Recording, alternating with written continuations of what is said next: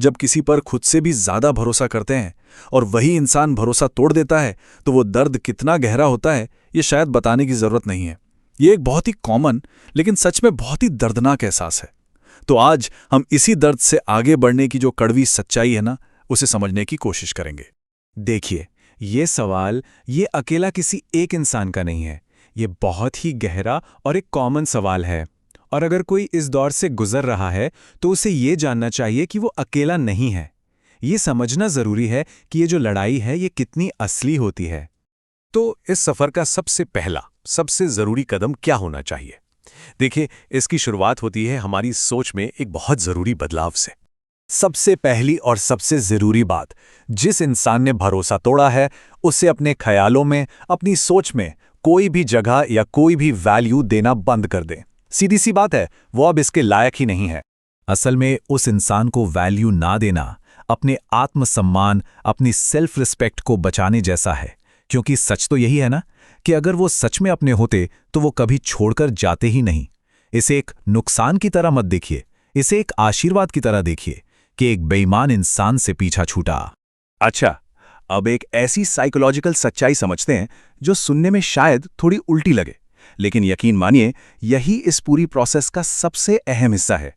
हमें क्या लगता है कि किसी को भूलने के लिए हमें जबरदस्ती कोशिश करनी होगी, लेकिन साइकोलॉजी ठीक इसका उल्टा कहती है। हम जितनी ज्यादा किसी को भूलने की कोशिश करते हैं ना, हमारा दिमाग उतना ही ज्यादा उनकी यादों पर फोकस करने लगता है। ये एक जाल की तरह है। तो सवाल ये उठता है कि अगर भूलने की कोशिश करना ही एक प्रॉब्लम है, तो फिर ये जो लगातार दर्द हो रहा है, इस तकलीफ की असली जड़ क्या है? इसकी असली वजह है एक खाली दिमाग। मतलब जब हमारा मन पास्ट के किसी बंद हो चुके चैप्टर में ही फंसा रहता है तो उसके पास करने को कुछ नहीं होता सिवाय पुराने जख्मों को कुरेदने के, और इससे दर्द कम नहीं होता बल्कि और बढ़ता जाता है। तो अब बदला लेने या ये सोचने कि कर्मा देखेगा, इस सोच से आगे बढ़ते हैं और बात करते हैं खुद को मजबूत बनाने की, खुद को एम्पावर करने की। ये एक कड़वी सच्चाई है, इसे मानना होगा। जब तक कोई ये सोचता रहेगा कि उन्हें पछतावा होगा या कर्म उन्हें सजा देगा, तब तक वो असल में किसी और को नहीं बल्कि खुद को ही सजा दे रहा होता है।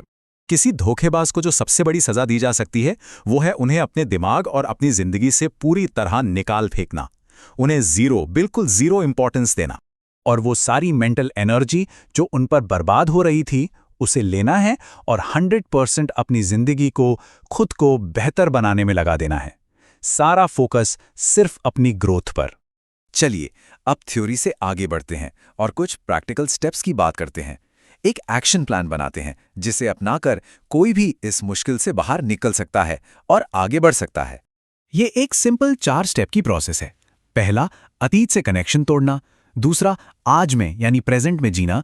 तीसरा, खुद को अविश्वसनीय रूप से बिजी रखना। और चौथा, रोजाना मेडिटेशन करना। अब बिजी रहने का मतलब क्या है? इसका मतलब है उस खाली दिमाग को अच्छी और प्रोडक्टिव चीजों से भर देना। अपनी फिजिकल हेल्थ पर काम करें, मेंटल पीस के लिए कुछ नया सीखें और अपने फ्यूचर गोल्स पर ध्यान लगाएं। और इसके साथ साथ एक बहुत ही सिंपल लेकिन पावरफुल प्रैक्टिस है, रोज बस सुबह 15 मिनट और रात को सोने से पहले 15 मिनट ध्यान करना।